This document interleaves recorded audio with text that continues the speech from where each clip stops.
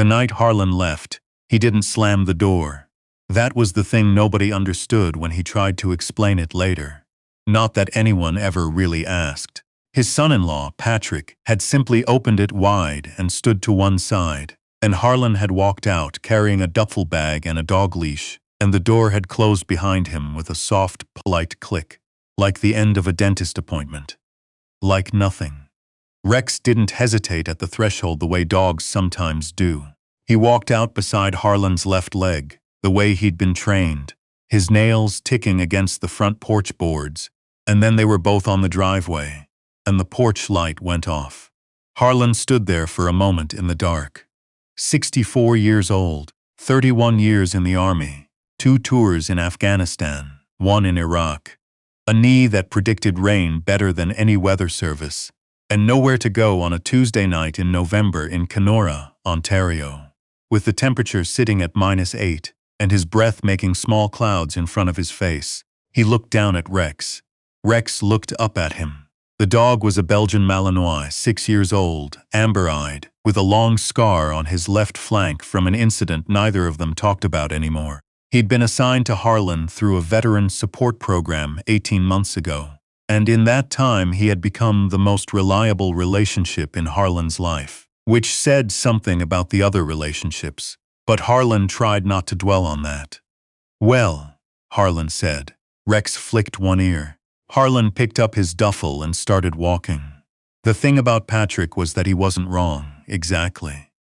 That was what made it hard. Harlan had been staying in their spare room since August, since the apartment in Thunder Bay had become financially impossible, and his daughter, Lena, had said, "Come, Dad, just for a bit, just until you get sorted." And Harlan had come, and he had tried very hard not to be in the way, and he had mostly failed. He left coffee rings on the counter. He watched the news too loud. He got up at 5 in the morning the way he always had, and the sound of him moving through the kitchen woke the baby, and the baby woke Patrick, and Patrick had to be at work by 7. It had been 4 months of small frictions accumulating like snow on a roof until finally, last Sunday, something had given way. Harlan had said something at dinner. He couldn't even remember what. Something about the news, something political, something he should have kept to himself. And Patrick had gone very quiet in that way he had, and Lena had looked at her plate, and Harlan had understood, sitting there with his fork halfway to his mouth, that it was almost over. He didn't blame Lena. She had a baby and a husband, and a mortgage and a life she'd built without him, because he'd been away for so much of it. He didn't blame Patrick either, not really. A man has a right to his own house. He just wished it hadn't been a Tuesday. He had a physiotherapy appointment on Thursday. By the time he reached the highway, his knee was complaining seriously. The duffel was heavier than he remembered packing it. Rex walked steadily beside him, unbothered by the cold, occasionally glancing up as if checking that Harlan was still there. He was, for whatever that was worth. There was a Tim Hortons 3 kilometers up the highway, and Harlan sat in a booth for 2 hours, nursing a large double-double and trying to think of somewhere to go. He had $47 in his wallet and a debit card, with something less than $200 behind it. His army pension came on the 15th, which was 11 days away. He had no credit card that had been resolved, along with several other things, in the divorce 5 years ago. He called his friend Doug, who lived in Dryden. Doug didn't pick up. He called an army buddy named Ellis, who was in Winnipeg.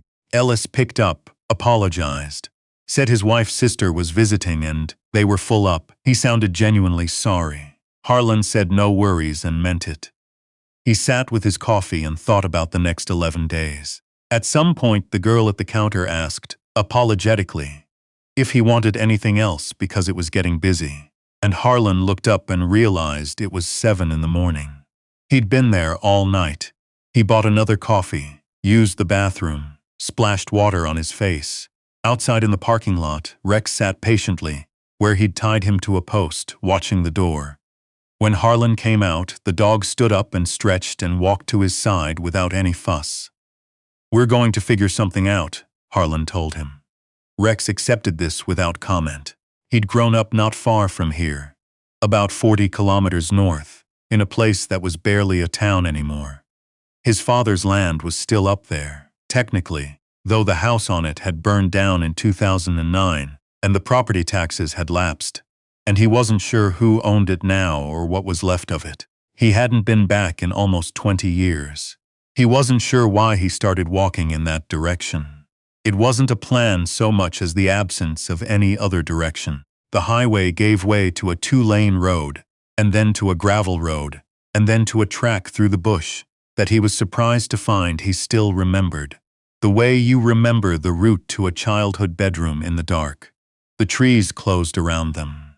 The light went silver gray. Rex moved closer to his side, not from fear, but from something that looked, in a dog, like attention. The old property was 2 kilometers from the end of the gravel road. Harlan found the fence posts that had always marked the edge of it. One post, the others long gone, and climbed through the trees to where the house had been. The foundation was still there. Stone and mortar, blackened on one side, filled in places with leaves and debris. Birch trees had come up inside the walls. Standing in the middle of it, Harlan could see the shapes of rooms he remembered. The kitchen, the narrow hallway, the corner where the wood stove had been. He stood in the ruins of his father's house in the November cold and felt for just a moment absolutely nothing. Rex had wandered to the far corner of the foundation and was standing very still, his nose working. "What is it?" Harlan said. The dog didn't look at him. He was staring at something in the ground. Harlan had been in enough situations to know the difference between a dog smelling a rabbit and a dog smelling something else. Rex had been trained originally as a search and rescue dog before being reassigned to veterans support work, and when something activated that older training, his whole body changed. He got lower, quieter, more precise. He was doing that now. Harlan crossed the foundation carefully and crouched beside him. There was a depression in the ground where the corner of the old root cellar had been. Harlan had forgotten about the root cellar entirely. Hadn't thought of it in decades. The wooden door that had once covered it had rotted away, but the frame was still there, sunk into the earth, and what remained of the entrance was half hidden, under decades of leaf fall and frost heave.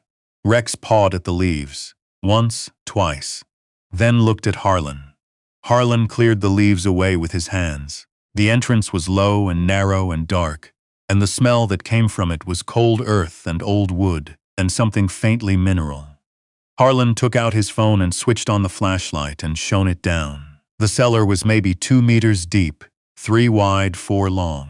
Stone walls still intact, a wooden shelf on one side, half collapsed. On the floor, a scattering of old jars. His mother had canned things, he remembered suddenly, tomatoes and beans, and something with beets that nobody had ever wanted to eat. And against the far wall, stacked with unlikely neatness, a cord of firewood. Harlan stared at it for a long moment. The wood was old, but had been protected from the worst of the weather. Split birch and some maple. It would burn. He looked at Rex. Rex looked at the wood. "Huh," Harlan said. He found other things as he cleared out the cellar over the course of that first afternoon. A tin box on the highest shelf, wrapped in oilcloth, that turned out to contain his father's military discharge papers, a bundle of letters tied with kitchen twine, and a photograph of a young man in a uniform. Harlan didn't immediately recognize as his father, because the man in the photograph was so young. A cast-iron pot that had rusted only on the outside. 2 wool blankets sealed in a garbage bag that had kept most of the moisture out. A hand axe in a leather sheath. His father had been a quiet man who prepared for things without explaining why. Harlan had always found this irritating. Standing in the root cellar of the burned-down house 40-odd years later, he found it harder to criticize. The foundation walls, he realized, were mostly intact. The birch trees growing inside them were thin and could be managed. And there was a section of the original house, the back room, the one his father had always called the cold room, where 3 walls still stood to something close to their original height, and the 4th had only partially collapsed. The section of wall that remained was solid. He tested the mortar with a stick. It didn't crumble. It wasn't shelter. But it was the beginning of shelter, if he was thinking about it that way. He wasn't sure yet if he was. He built a small fire in the old firebox of the foundation, in the place where the wood stove had been, using stones to create a rough enclosure and birch bark to start it.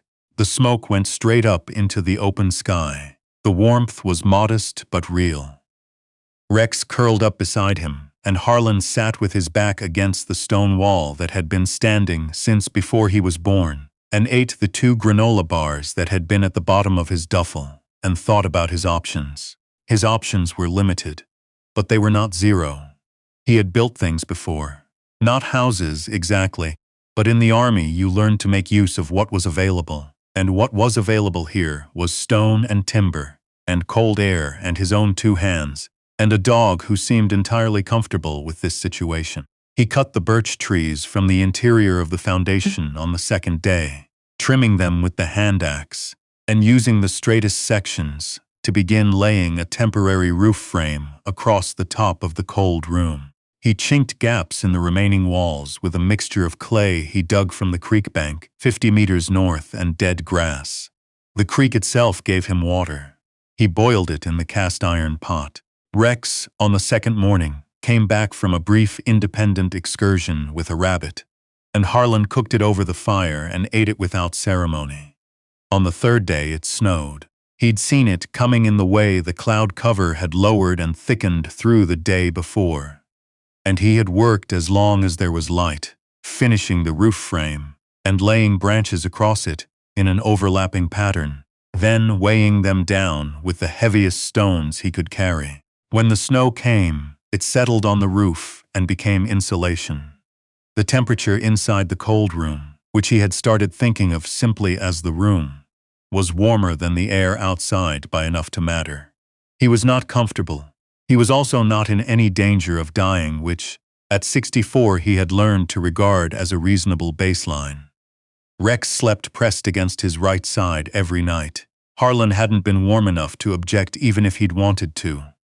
He lost track of time the way you do when there's no reason to count it. He kept the fire going, maintained the roof, improved the clay chinking, found that the collapsed 4th wall could be partially rebuilt using stone from the tumbled sections. His hands were rough and his knee was bad, and he slept better than he had in years.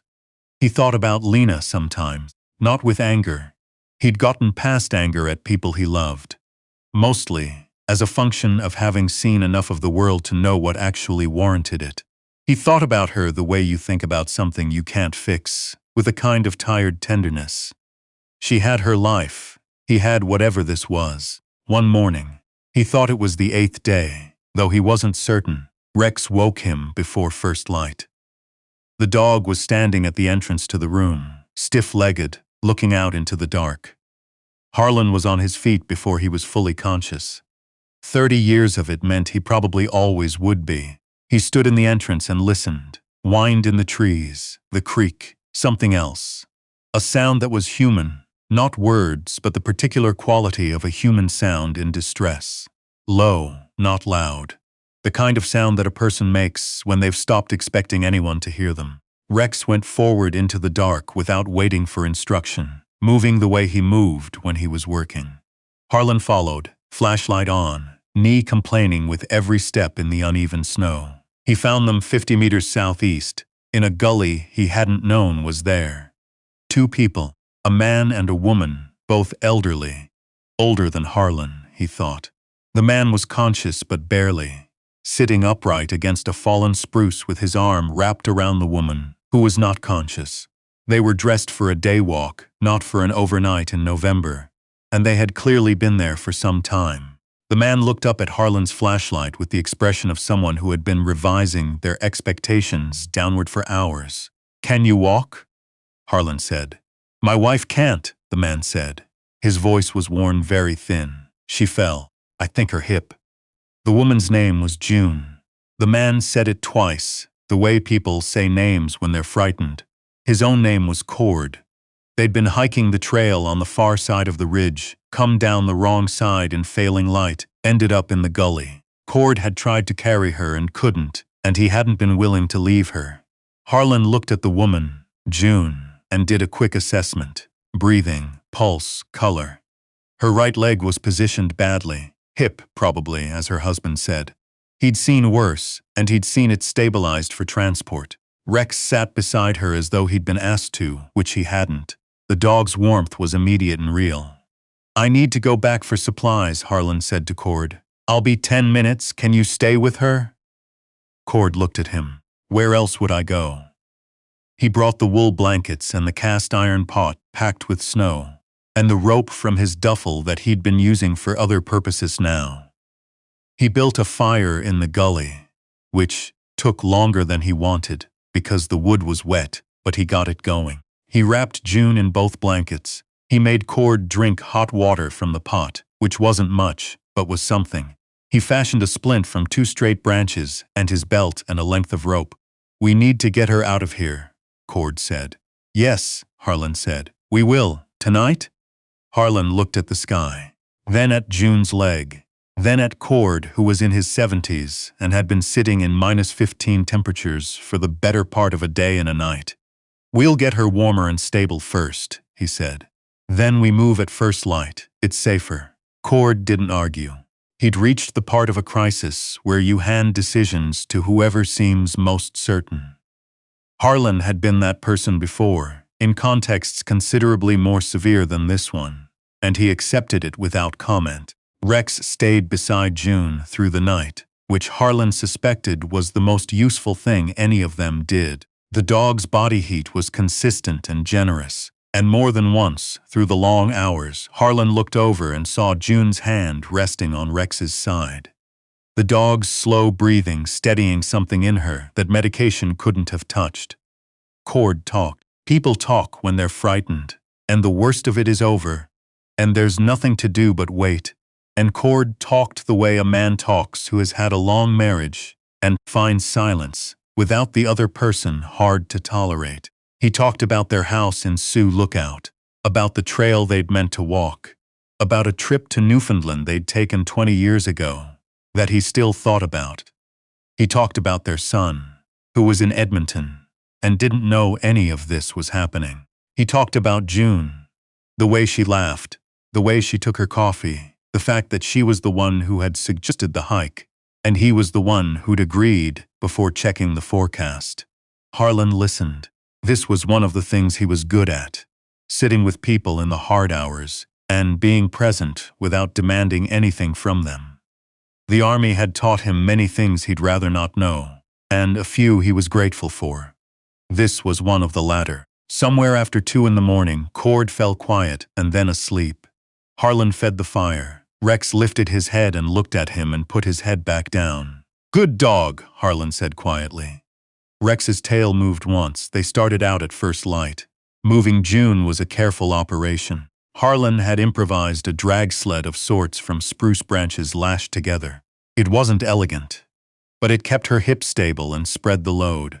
Cord carried what he could, which wasn't much. Rex positioned himself at June's head and walked there the whole way, glancing back at her frequently. And Harlan, watching the dog work, thought not for the first time that Rex understood his job in ways that couldn't be entirely explained by training.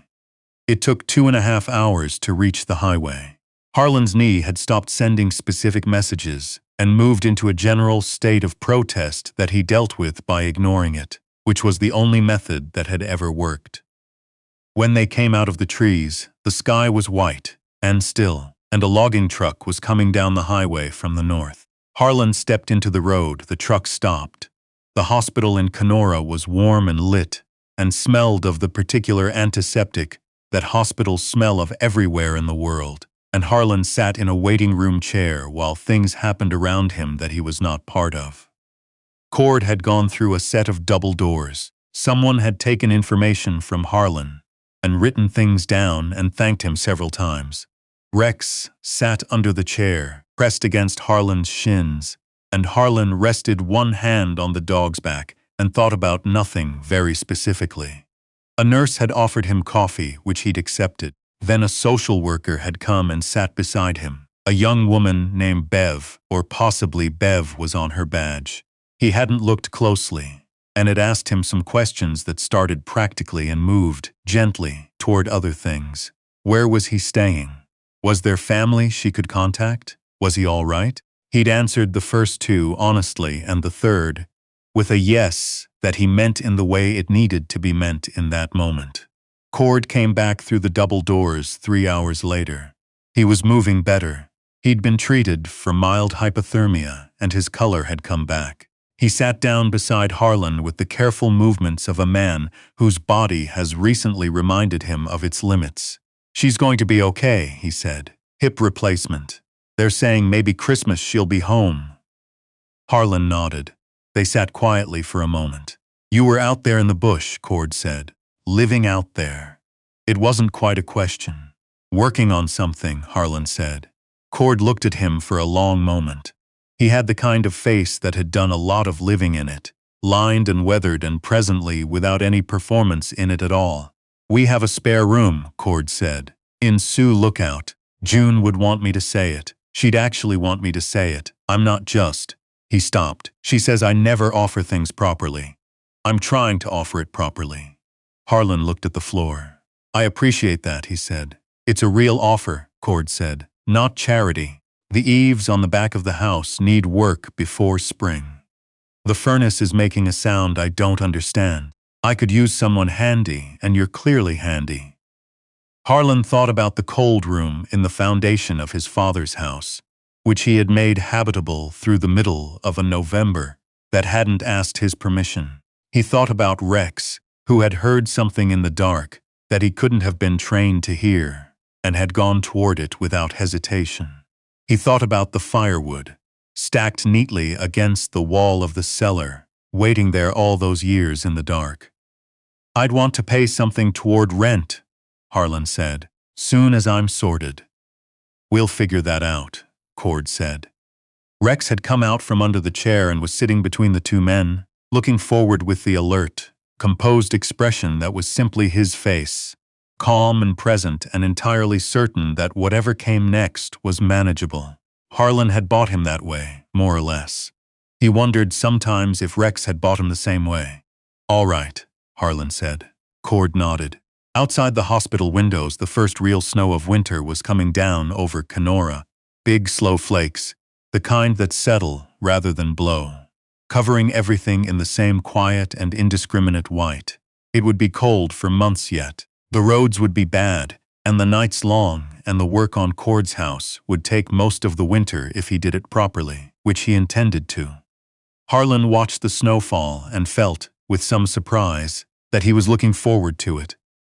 Rex put his head on Harlan's knee, and Harlan let him.